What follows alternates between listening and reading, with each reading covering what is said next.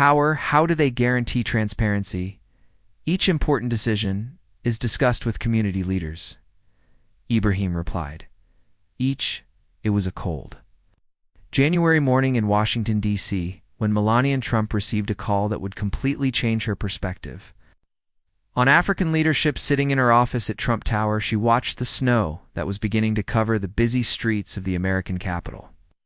"Mrs. Trump, we have an interesting proposal," said his diplomatic advisor Marcus Wellington, entering the room with a folder in his hands. Captain Ibrahim Traoré, leader of Burkina Faso, proposed a televised debate on development policies and national sovereignty. Melania arched an eyebrow, her expression revealing a mixture of curiosity and skepticism. "A young African military man wants to debate with me. Interesting." She adjusted her elegant blazer and leaned back in the leather chair. "Does he know who he's dealing with?" Marcus hesitated for a moment.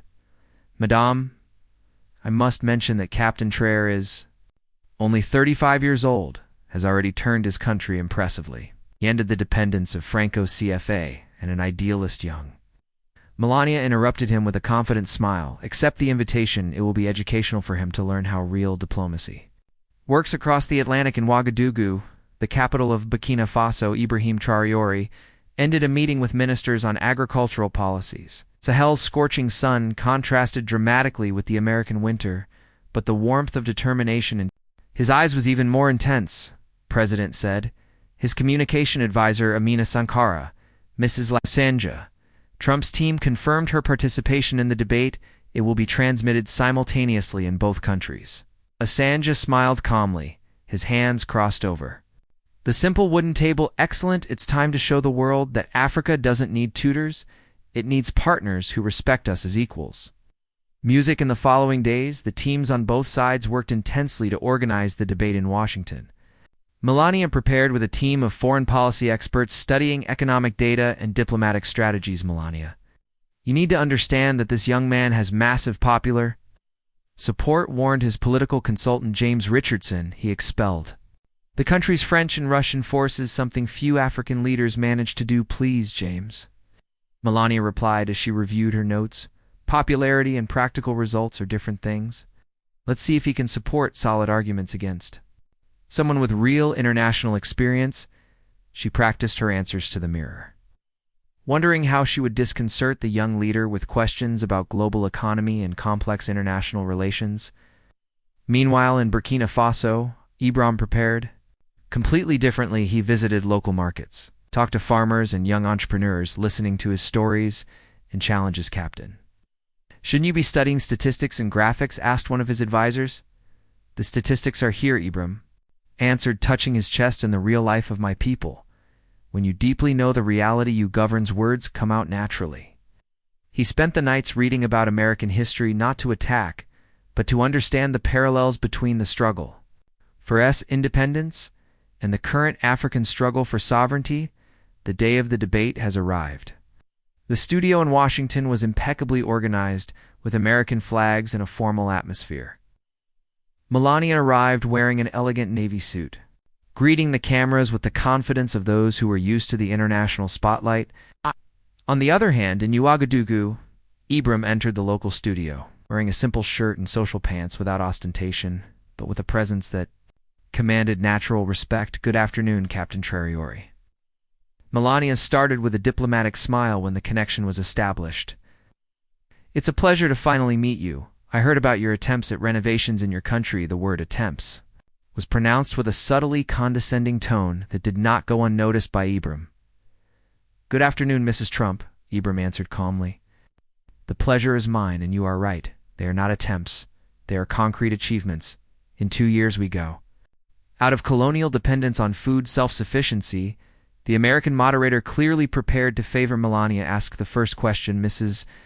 Trump, how do you evaluate the chances of success of economic policies implemented in developing countries like Burkina Faso? Melania leaned lightly forward, confident. "Well, history shows us that extreme isolation and nationalist policies rarely work in the long run. The global economy requires integration, established partnerships, and how can I say political maturity." She paused, deliberately leaving the clear implication that she questioned this maturity on the young African leader. Ibrahim remained silent for a few seconds, not for nervousness, but for a calculated calm that intrigued even Melania. When he finally spoke, his voice was firm but respectful. "Mrs. Trump, can I ask how many jobs your family has created directly in rural communities in the last 2 years?" The question caught off guard. "Well, our family has several ventures that I do not." "Refer to investments or properties?" Ibrahim interrupted her kindly. "I speak of sitting with families who have nothing to eat and create practical solutions. In the last 24 months, we have implemented programs that have taken 2.3 million people out of food insecurity, not with external help, but mobilizing our own resources." He paused, allowing the numbers to be absorbed. "You mentioned political maturity. Allow me to share what I learned. Maturity is not to accept systems that keep your people dependent. Maturity is having the courage to say no when necessary and yes when it truly benefits your nation."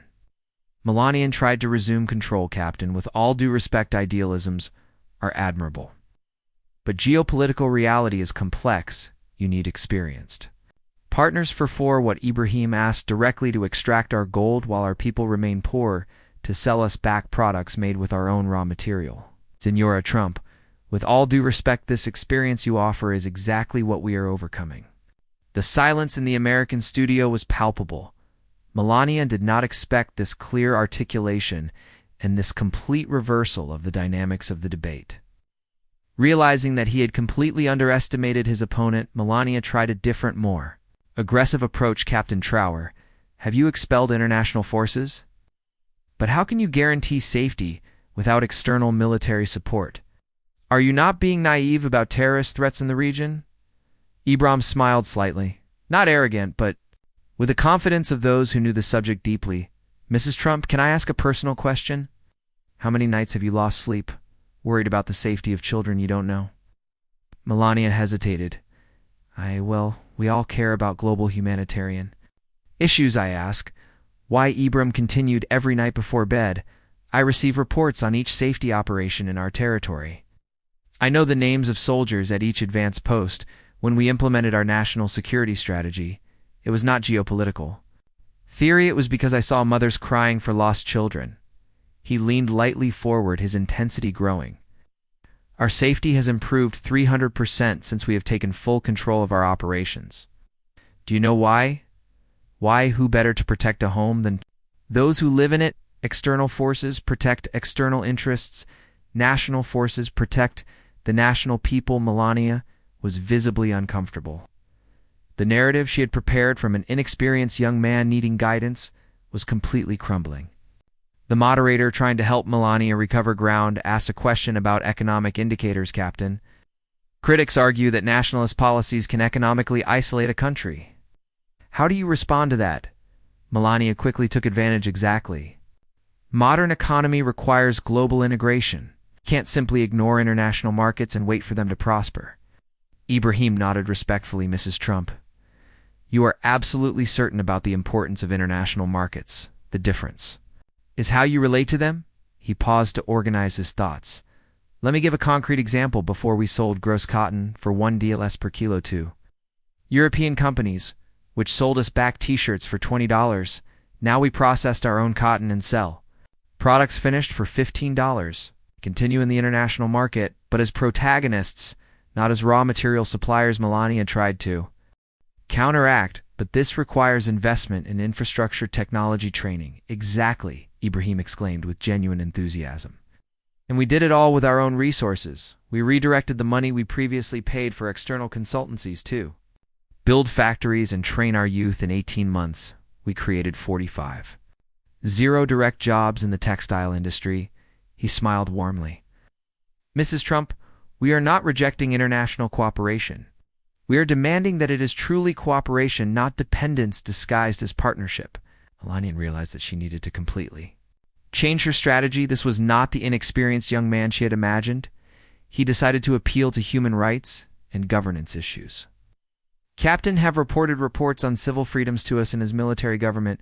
How do you reconcile economic development with democracy?" Ibrahim took a deep breath. This was a question he expected, but still played deeply. "Mrs. Trump, can I tell a real story? In 20218, year-olds were recruited by terrorist groups because their families had no economic alternatives. Today, these same children are in school, and their families have worthy work. His voice became more intense, but kept respect. Do you ask me about civil freedoms? The greatest civil freedom is the right of a child to grow without fear of family too. Have food on the table, a young person, to have future prospects. When we reach total stability, we will have elections. But we will not deliver our people again to politicians who sell the country for external interests. Melania tried to insist, but without alternation of public investment is audited by popular advice. Each result is measured by the impact on people's real life. Mrs. Trump, transparency is not just vote every 4 years, is having leaders who report daily. At this point in the debate, something extraordinary was happening. Melania, who had come into the conversation with the intention of giving the young leader a lesson, was genuinely impressed, and for the first time asking questions out of real curiosity, not to attack. Captain Traoré, she said, her voice losing her initial condescending tone, how did you get this transformation so quickly? I am genuinely curious about the practical methods. Ibrahim noticed the change in tone and responded with even more openness. Mrs. Trump, the key was to understand that our people always had potential, just needed real opportunities. We stopped importing experts to tell us what we already knew about our own land. We invest in technical education for our young people, support cooperatives of local farmers, and create community banks for micro credit. He gestured with evident passion, but the most important thing was to restore national pride. When a young man sees that he can thrive in his own country, he doesn't have to dream of immigrating. When a community sees his resources benefit herself, everyone works together. Melania nodded slowly. What about international resistance? How did they deal with external pressures with firm but respectful diplomacy? Ibrahim replied, we have never been hostile. We just made it clear that we would negotiate as we would or would not negotiate. Some partners adapted, others left. Those who have found that it is much more profitable to work with a prosperous people than to explore an impoverished people. Something remarkable happened in the last minutes of the debate. Melania, a woman known for her calculated diplomatic composure, showed a genuine vulnerability. Captain Ibrahim, she said, using her first name for the first time, I must admit that I entered this conversation with assumptions that clearly they were wrong. Ibrahim smiled warmly. Mrs. Melania, we all have assumptions based on what they tell us. The important thing is to be willing to question them when presented to reality. You mentioned national pride. Melania continued, this resonates with me. America first has always been about it too, putting the interests of the people themselves first. Exactly, Ibrahim exclaimed. The difference is that first does not mean only or superior. It means primary responsibility with whom you governs. Father first takes care of his children, but that does not make him enemy of other families. Melania nodded thoughtfully. And how do you see the future of America-Africa relations with this philosophy as a partnership between equals? Ibrahim answered without hesitation. America has technology and capital, Africa has resources and young labor, but both have dignity and sovereignty. Real partnerships are based on mutual benefit, not unilateral dependence. The moderator announced that it was only 2 minutes left, but it was obvious that both debaters would like to continue the conversation for hours. In the final moments of the debate, Melania did something that surprised everyone, including her own team captain Ibrahim. I need to make a public confession. I prepared for this debate hoping to correct visions that I considered naive about governance and international economy. Instead, it was me who learned Ibrahim was visibly touched by honesty. You have shown that real leadership does not come from experience in diplomatic halls, but from genuine commitment to the welfare of your people. Your results speak for themselves, Mrs. Melania, Ibrahim replied. His honesty today shows exactly the kind of leadership the world needs, a people willing to listen, learn, and recognize when they are wrong. He paused, carefully choosing his final words. If I can leave a message to American viewers, you have a powerful nation and immense resources. Imagine what could be achieved if this power were used to lift other countries with you instead of keeping them dependent.